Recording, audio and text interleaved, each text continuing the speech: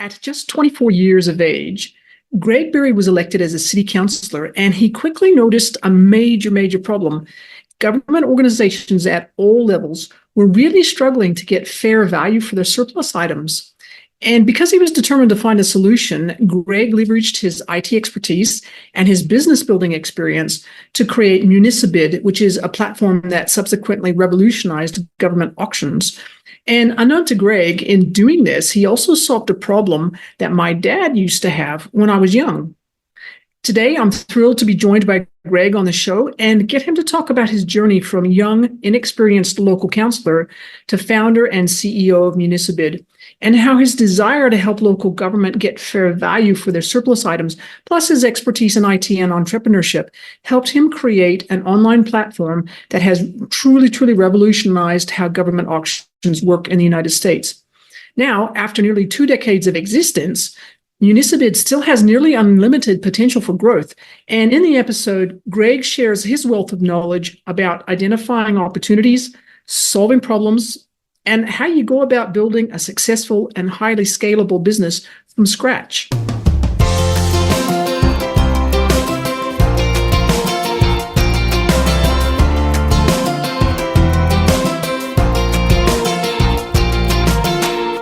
Welcome to the Online Business Launchpad podcast. I'm Trudy Rankin, and I bring you stories, tips, and advice from online entrepreneurs like Greg Berry who are finding success, because if he's done it, so can you. And I've been running my own online business for 9 years now, with more than a few twists and turns as I've learned what to do and what really, truly not to do to achieve my goals. And because of what I've learned, I've become passionate about helping busy online business owners like yourself hit your goals without burning out or having to hire a big team. I've used my experience and the experience of others to help hundreds of people grow their online business. And one of my greatest joys is working with people who, because of life circumstances, need a flexible work from home or work from anywhere option that helps them pay the bills. Now, my mission is simple. I want to help you solve the challenges you face as a far too busy online business owner, so you can have more time and money for yourself and your family and more choices in how you live your life. So if you're ready to, once again, jump into online business building and learn from Greg's incredible journey of turning a problem into a thriving business, stick around and we'll get stuck into the story.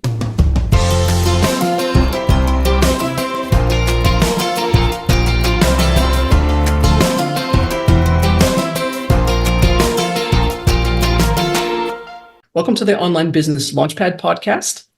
And today I am here with Greg Berry, who is the CEO and founder of Municibid. Now, something that Greg doesn't know is that when I was a kid growing up, my dad used to, on a very regular basis, sit down in front of this thick wad of paper and go through line by line, looking at things that were actually available either on an auction basis or just a for sale basis if you wanted to front up with the cash, stuff that was left over from either a state government or federal government. And it was amazing the sorts of things that you could find in those lists, but it was a really time-consuming thing.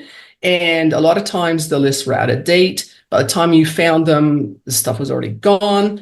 And it was just an interesting thing when Greg reached out and his team reached out to tell me about what he does, and I'll let him introduce himself in a little minute. But Municibid basically is an online platform that helps connect people who are interested in stuff that's left over and that the federal government or the state government, and we'll clarify which of those two is the correct ones as we go through, makes them available to people and just makes that transaction and that finding a lot easier. So, Greg, thank you so much for being on the podcast and welcome. Thank you. It's a pleasure to be here. Appreciate the opportunity to share my wild story of government auctions. Yes, and maybe some people might not even know that government auctions are a thing. And it's not just the US that has government auctions. Mm-hmm. Pretty much every government has, and it's just a really great idea. So would you just, as we get started, just explain to people kind of who you are, where you're from, and how you actually got to the place of starting a business? Sure. So I was born and raised in a town just outside Philadelphia, Pennsylvania, in the US. And after all those years, at the ripe young age of 24, I decided I was going to run for our town council. And it was a highly contested race, learned a lot about campaigning and politics, but I won. And so I won a seat on the city council. And shortly thereafter, I saw how our town was really having a problem selling things that we no longer needed for a true market value. So we would sell an old police car that was being replaced. We'd sell it for $300 when the market value, the true market value, was around $3,000. And then the next agenda item later, we'd be arguing over $1,000. And I'm like, wait a second, we just gave away $1,000. So I started doing a little research, and I noticed that governments all across the country, state first and then country, they were having the same kind of problem. And so I have an IT background, and I've always been an entrepreneur. So I dug in and tried to come up with a solution to the problem. But it's been a long and windy road. We're just about 18 years into it at this point. But yeah, to clarify, so we serve state and local governments. So that can be the state government, it can be counties, cities, towns, municipalities. I'm not sure how it is in Australia, but in the States, in certain states, there are many different types of municipalities. So there's a difference between a town and a city and a borough and a township and a village. And so they're all kind of a little different, but we serve all of those along with authorities. So like water and sewer authorities, transportation authorities, things of that nature, in addition to school districts and universities. So all of them can sell, and it's open to the public to buy. So anyone in the US or Canada is able to buy from Municibid, from the governments through Municibid. That's really interesting. That's quite a wide range of entities or organizations that can use the platform to, as you said, move stuff along and get a decent price for it. Or I guess what I would say a fair price, because you're still talking stuff that's been potentially not always used. Every once in a while, my dad would come across stuff that was actually new, but still surplus. How has it worked with you, with Municibid? Yeah, probably 99% of it is used to a pretty decent degree. But every now and then there's something, a piece of equipment or a vehicle that might have been needed for a project that is no longer happening. So there are new items from time to time. There are sometimes leftover or excess, let's say, technology products where they bought more computers than they actually needed, and they're still kind of new. But yeah, it's a wide range of products that are sold across the site and across these governments, from vehicles and heavy equipment, which are basically our top categories, to kitchen equipment, gym equipment, water and sewer pipes, like airplanes, sailboats. Honestly, I think if you name something, it's probably been sold on Municibid at this point. What would you reckon, just based off, because you're not going to know every single thing that goes through there, I guess, because it's going to be automated to a large degree, but what would be one of the most interesting oddity things that have been sold on the platform? There's been so many different things. We had a town that had kind of a recreation center, and this was only a year or two ago, and they sold all of these classic arcade games, like enough to build like an entire arcade. So I thought that was pretty cool. It was all the games that I played as a kid at the arcade. So that was cool. And then, yeah, we've had interesting things like sailboats and airplanes and those sorts of interesting items that you wouldn't necessarily think a government owns. We saw a lot of fire trucks, ambulances, those type of things that you would think a government would have. But really, kind of the interesting thing is what people do with these things. And kind of to your point earlier, it is pretty amazing to me to see how much some of the stuff sells for.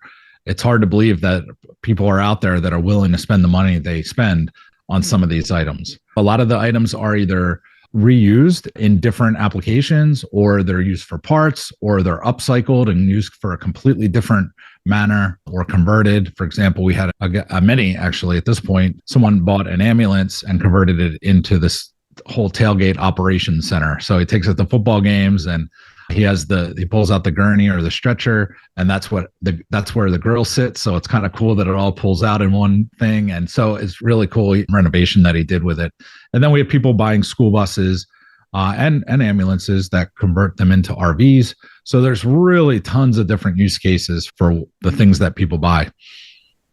There's so many fascinating things that are on those that are available via platforms like that. Like I said, I just keep coming back to when I was a kid looking over my dad's shoulder and just seeing all of the different types of things and thinking, wow, what could you do with all of that? Or why would you even want to buy that sometimes looking at it? We did end up with a boat hole in our backyard for a number of years. He was keen. He wanted to do it up. So, yeah. So let's go back now to the start of your story. You've become a city councilor at the age of 24. It's a bit of a surprise, but have been a big learning curve. And you've come across this problem. Just talk us through those few that startup period where you've come up with this idea and you basically decided you're going to try and do something about it. Kind of what happened at that point? How did you go about getting started? Yeah, it was not easy. It took quite a long time. So basically what I did was once I realized that there was a need, and this was a legit problem that a lot of governments were facing, and there was a demand for something like this. In addition, at the time, this was 2006. So this was like a year or so into my term. In Pennsylvania, at least, it was only the first time that a government could sell their stuff online. So prior to that, we kind of should cover this because it kind of makes sense with the whole thing. That governments would basically use what's called a sealed bid process, or they would sell their stuff at live auctions. And in the sealed bid process, basically the way that worked was the government would run an ad in the local classified public notices section. And then we'd have a couple people, maybe if we're lucky, come down to town hall, fill out a bunch of paperwork and place one bid. And that was it. And so not a whole lot of people even knew the items were for sale. Then the process was not very convenient. And if you're not used to working with government, it can be a little confusing or intimidating. And then, so we'd end up with a couple, what I call professional buyers that know what they're doing, kind of know how the sealed bid works. And we'd end up awarding the item to the highest of the two low ball bids we got. And then the other way with live auctions, at least with that, there's some competitive bidding because they're going back and forth, but typically they're going to do that one time a year. So while they're waiting, their vehicles are rusting, they're getting older, the tires are going flat, the batteries are dying. And so they wait around this whole time for the live auction day, and then it rains. And so then they have 10 people show up. Now some are more successful than that, but that's kind of the general thing, is that we don't want to wait all year to sell our stuff. And we also want to have competitive bidding. So that's where the online piece comes in. And in 2006, Pennsylvania, at least where I was based, they allowed governments to start selling their items online via online auctions. And then many states were already there or following suit. So it was a good time to be starting this business. I think now would be significantly different because of the competitive nature of it. And then just also that pretty much every government at this point has an online service provider that they use, or an online auction provider that they use. And so, yeah, it would be a little tough these days. But yeah, to get back to your original question about starting it. So I found a core auction software product that was available that you could customize. And basically I got that going, and I was able to convince a neighboring municipality to give it a shot. My town couldn't use it. It would be a conflict of interest. And so I got a neighboring township to use it. And the first item ever sold was a riding mower, and they were hoping to just get $100 for it. And it ended up selling for $500. And they were happy. They were like, wow, okay, this is great. The next item was another township, a different township, and they had a used police car with a blown engine. And again, they were just hoping to get a couple $100 for it at most. And it was funny. I received a call from them at the end of the auction, and they said, I think something's wrong with your system. There's no way that someone's going to show up here with a $2,800 check. And sure enough, the next day, the guy shows up with a $2,800 check and takes the car away, and they couldn't believe it. So that was a great testimonial on a result. And then really just spiraled out from there with bringing on surrounding municipalities from theirs. And then with just the radius continued to increase all the while. So it's a double-sided marketplace, and we can get into that, where I'm at one hand trying to get governments to use us. On the other, I'm trying to make sure that people know that these items are for sale. It was a long journey to really get started. And I think it took almost 5 years before we really were entrenched and got going. But now we're 18 years into it. So I've got a few questions around that. But my first question is, how long did it take you before you finished your stint as councilor and then you added your municipality into the platform? It was shortly thereafter, maybe a year or two or something like that after that. But because all the other surrounding municipalities were using us and they saw the results and that it was working. And so they just started using us as well. Yeah. So just a curiosity question, in terms of sort of the monetization side of things, I'm assuming that you're clipping the ticket on the sales and the person who buys pays the fee? Yeah, that's exactly right. But the original business model was not that. The original business model was a subscription for governments to sell. They just pay an annual fee and they can sell as much as they want. Realized that was not going to be sustainable with funding a marketing effort for their items. So then we made it free for governments. So they keep 100% of the proceeds. And then we charge the winning buyer a percent of the final price, of the selling price. Yeah. And that was 5% to start. And now it's somewhere between 7 and 9%. And it kind of depends on the government that's selling.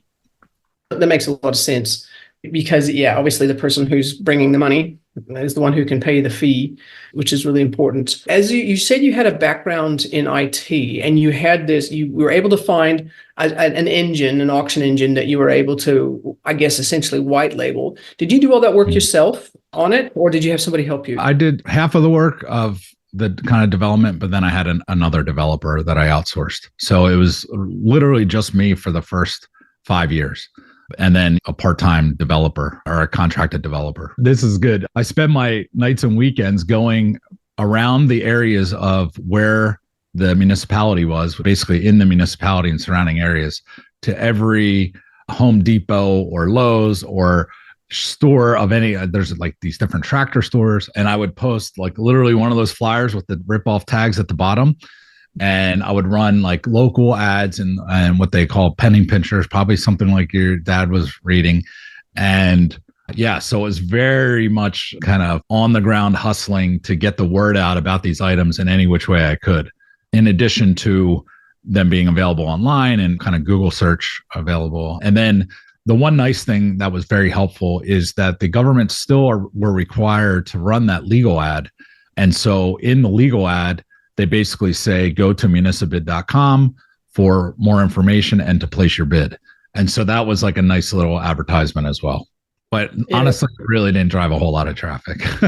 Because people would have had to have known what it was to start with, even if they saw the ad. That's really interesting. So in terms of the hustle or the marketing side of things, making sure people knew that this stuff was available, you did all that work. You went to all the different places where probably the types of people who would be interested in buying stuff. Exactly.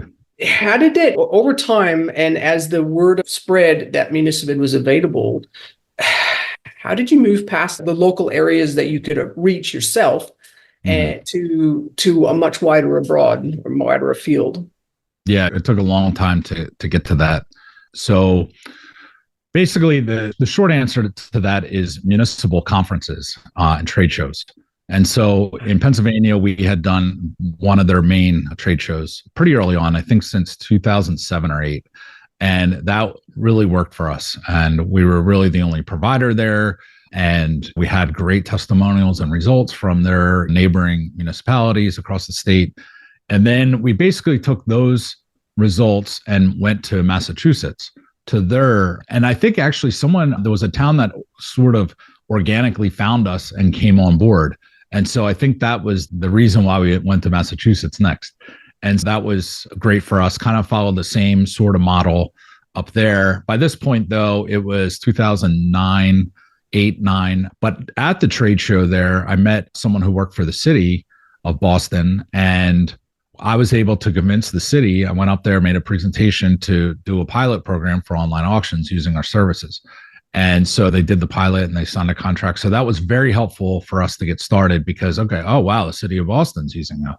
And so that really put us on the map in the Northeast or New England area. And then, and more of the same direct mail. We do a lot of direct mail.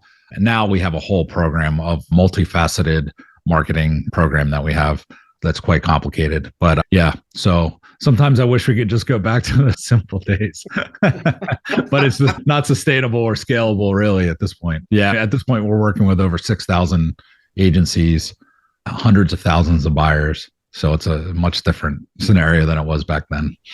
Yeah. Yeah. It would be challenging. I'd be curious to know from your perspective, what kind of a challenge you face in trying to keep all of those agencies and people organized straight. Do you use a CRM system? How do you actually go about keeping that side of things clean and working like a well-oiled machine? Yeah, we are very big on automation and basically using technology to the fullest. I'm a big fan of efficiency and keeping things organized. But yeah, with respect to engaging with our customers, whether they're bidders or sellers, we have multiple platforms that we utilize. Customer.io is probably our main sort of marketing automation slash somewhat CRM. And then we use Intercom for our support, which also has some CRM features. And then we have some other smaller type software and a couple homegrown applications that we utilize to be able to keep it all connected and to keep it smooth from a user perspective and for our purposes. Yeah. So this is a really techie question, detail oriented, but with these software packages that you use, when you started using them, how hard was it to integrate them together and get them talking to each other? Yeah, that's a really good question, because I don't think a lot of companies, or smaller companies that are just getting started, invest the amount of time that's needed to make sure that the systems are utilized to the best of the ability of the system. The whole garbage in, garbage out kind of thing really applies to these platforms. And that's having your data clean and organized to begin with is very helpful, and understanding sort of what outcomes or your expectations are with the software. What do you want it to do? What do you want it to help with? And making sure that those kind of business processes are already laid out ahead of time makes the implementation of these systems much easier. So we have our director of marketing. She's an amazing marketing automation genius. And what she's done is just incredible. But that's what she does, like that. She's a professional in that area. And so it's really nice to be able to have that. We're very lucky to have her on board. That's kind of interesting, because one of the questions that I wanted to ask was, how deep do you dive into the data and the analytics in terms of helping you understand, obviously what you should be doing and saying to market things, but also in terms of finding patterns and figuring out how to be more efficient with what you're doing? Yeah, it's a great question. We track everything, and we just are actually right now. So it's a very timely question. We are transferring from an old system that we've used for years, which was great, but they were bought by a bigger company, and that company is in a whole different industry at this point, or different direction. And while the software still really worked for us, it just wasn't giving us everything that we needed or wanted. And so we moved to Holistics. The company's called Holistics. And we basically created a data warehouse with Google BigQuery.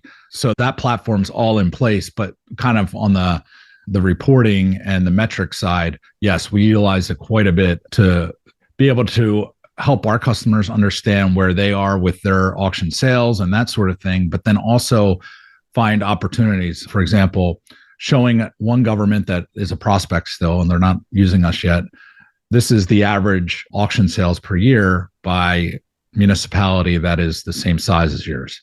And so that kind of data is super helpful. In addition to, as I mentioned, the government's saying, how many police cars did I sell last year? Or how many dump trucks did I sell in the last 3 months, or something like that? That they can tell. And that's also helpful for us. And then it's also helpful for us to understand what things are selling for, if we're seeing trends on what's selling, and then also when items are being sold. So that's super helpful. Like, you don't want to really try to sell a snowplow in the summer, but September and October are prime time for selling snowplows. Those kind of trends and that data is super helpful to be able to have access to. And we're constantly coming up with new ways that we can utilize this data. And then that's another reason of moving to Holistics, is allowing us to be able to do so much more with the data, from a marketing standpoint, from a sales standpoint, a customer service standpoint, enabling our customers to see where they stand with their auction purchases and their data on the site as well. Just the data side of things is just a whole industry in and of itself. There's so much just attacking there. And I use the word industry, but it's really, it's just a whole skill set. It's a growing area. I want to dig into this part of a little bit, not necessarily so much from terms of the data, but from the perspective of having a team.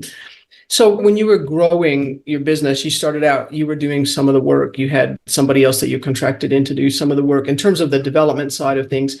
But how long did it take before you started adding other people to the team? And what was that like in terms of the experience that you'd had to that stage? So I should say, so when I graduated high school in 98, I started my first business, which was an IT company, and basically helping businesses with their networks and computers and that sort of thing.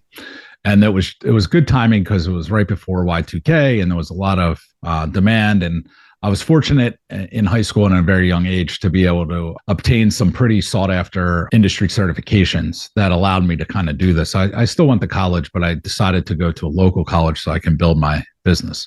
So I did that. And then I sold that business in 2010, which there were several employees at that point, maybe 5 or 6 or something, but it wasn't a big business. And so I did have some experience managing a team, at least a small team, but it took till 2011 to bring on my first full-time actual employee.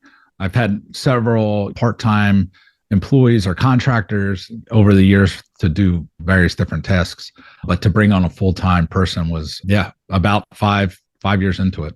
Now, with that said, I kind of wish I would have done it a little sooner, as we all do, but it ended up working really well. And then it was the two of us for a year or two, and then we brought on a full-time salesperson. Then we just kind of started growing from there. But honestly, to this day, we have 6 full-time employees still. Now we have a number of contractors and things like that, but when I say that we utilize technology and we're very efficient, I mean it. You'd have to be to run a business that size with 6 full-time employees. And yes, you have more other people helping you, but does that mean that you still have to wear all the hats? No, I don't. I'm not. So I'm still involved in the day-to-day, but on the Municibid side, not a whole lot. We did just recently launch surplus.com, which is basically the same thing, but for businesses. It's a business-to-business marketplace community. And so basically it's an option for businesses to sell their no longer needed items and used equipment and surplus goods. And so that's where a lot of my time these days is spent, but I would not be able to do that if I didn't have my team at Municibid. And we have an awesome team. I'm extremely lucky to have the team that we have. So out of curiosity, is it a remote team? Or does everybody is based locally or? So when I started the company, I set out with the purpose of it being fully remote, but which basically it was for quite a while. And then we were in an office for several years, 5 years or so. And then the pandemic hit and we just really didn't need it. In fact, a lot of us were starting to work from home anyway prior to the pandemic. And so then we just kind of got rid of that office and then we've been working remote ever since. But we were always remote first since the very beginning. Yeah. I think pandemic changed things for a lot of people and a lot of businesses. And so just following on, I guess, with the remote concept, you mentioned at the beginning that the Municibid is available to people in the US and in Canada. Is that correct? Yes, correct. And so do you have sellers from the Canadian side? A few, but not many. We haven't really spent a big effort into that just because of the opportunity that's available in the US. There was a time that we were looking at expanding into the UK as well, and because there was opportunity there, but then we realized we still have a large chunk of the US to go after, and it's a much easier situation. So we just kind of refocused our efforts back into the US. It's interesting. So it's a growth question. How much do you want to scale? How quickly do you want to scale? What model do you use to scale? Yeah. So it's difficult, even in the States, because the states operate a little differently. But if we're not already in a state, or within a county in the state that a municipality is in that's looking at using us, one of the first questions is not who uses you in the state, it's who uses you in the county, because the governments don't really ever want to be the first guinea pig. Mhm. And even though we have 6,000 governments all across the country, we go into a new area and they might never have heard of us. And it's like it's the same sales pitch as I was giving 18 years ago, but now with a lot more credibility and stats behind it. And who does all of that sort of pitching, getting out there and telling people and trying to get people on board? Is it you or is it a team member? No, I don't. We have a director of sales that manages that aspect of things. So he attends trade shows. Every now and then I will attend some trade shows as well. Our director of customer success, she actually has been going out to trade shows as well, because she's kind of the first person that people are dealing with. And it's nice for people to put a face to the name. And she's great at it and she enjoys it. It's nice to get out of the office and meet our customers in person. Yeah. Just that whole face-to-face thing. It's just really important. This is just a curiosity-based question, but for you personally, you've been doing this for a number of years now. You've been through that whole process of starting up, doing the hard yards, building up the business, and now you're starting another similar thing, but just for a different market, surplus.com. Just for you personally, which part of it do you enjoy the most? The start and build, or the turning it into a well-oiled machine and keeping it going? I guess I'd have to say both. And I know that's kind of a scapegoat answer, but I really do enjoy the process. I guess if I had to pick one, I think the starting of it and then putting people in place that will get it to the next level, as a lot of entrepreneurs do. When we're starting out, we try to do it all. And especially when I look back at my IT company, of course, I learned a lot about my IT company, or a lot about business during my IT company days that I applied to Municibid. But now looking back, there's so many lessons learned, of course, over the years. But one of the big lessons was to really try to build the team as quickly as possible. So and one of the reasons why it took a little bit of time to bring on the first full-time employee was I basically did this bootstrapped. So I was investing my own money into this. And eventually, I think in 2010, I did raise a small amount of money from some of my clients. And that was when I was really able to bring someone on and put some serious money behind marketing and sales efforts. And that was kind of a big turning point for us. But yeah, now I'm back to owning 95% of the company, which is great. So it's just kind of an interesting part of a journey, is actually getting out there and doing fundraising. For that particular period and that point of time, what was it like in terms of that actual getting out there, talking to people, saying, hey, I've got this business. You want to be part of it? Would you like to invest in this business? What was that like for you? So one of the best things that's ever happened to me is the amount of venture capital firms that told me no. And at the time, I'm like walking out of these offices, they're lost or not happy about it. But as I look back, it was the best thing ever because, and one, now I totally understand it's not really a venture capital based business. It could have been to a degree, but it's just not big enough. The opportunity is not big enough for what they were looking for, especially at the time. And it came to 2010 or so when I started to raise money or look at raising money from just people I knew. We had already had very good traction. And so it was very clear that this money was going to be used to fuel the existing fire. And so it wasn't a long shot. There was plenty of traction, plenty of governments using us, and continuing momentum with new governments coming on board. And in fact, even today, we still have 50 governments a month come over to Municibid. It's crazy. I would have never have guessed that. When I started the company, I thought it would probably be around it for about 5 years. We'd have 500 customers, and then I would sell it. Then here we are 18 years later. And have you had people make offers for it? Oh, yeah. Constantly. Yeah. Oh, yes. And It's a good working model. That's a really good working model. And I just find I'm just still interested in the whole scaling thing. And you've got lots of growth opportunity in the States.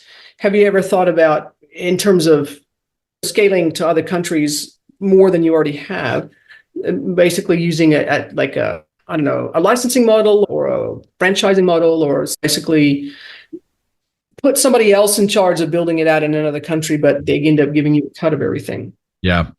So I did have a conversation with someone in Germany about potentially doing that. But again, it just kind of took mental bandwidth that I would rather invest here in the US.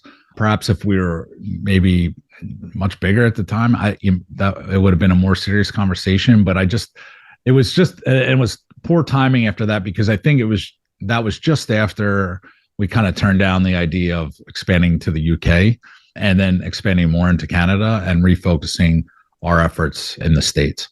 Now with Surplus, I envision Surplus to be a global brand across as many countries as possible. But we're starting in the US, not even Canada, just the US right now. But I can definitely foresee us and plan on expanding that to other countries and regionalize or localizing the site for those regions.